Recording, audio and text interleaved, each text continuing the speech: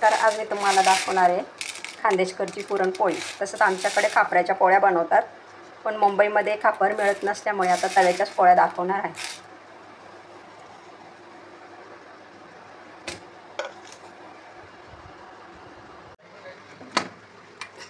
चला, आता आपली डाळ शिजली आहे.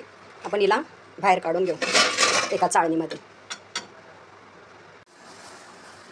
डाळचं पाणी नितरलं आहे, त्याला आपण गरम करून घेऊ गूळ टाकून.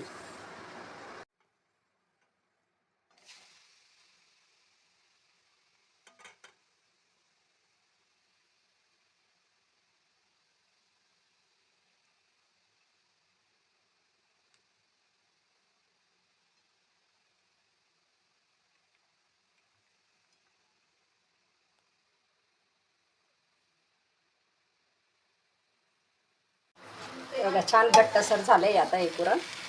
तर याला दळून घेऊ आणि लाटायला घेऊया. बघा, आता छान दळून झालं आहे आपलं पुरण. या गाळणीने मी गाळून घेतलेलं आहे, छान बारीक झालं आहे. आता याच्यात आपण वेलची आणि बडीशोप दळून घेतलेली आहे.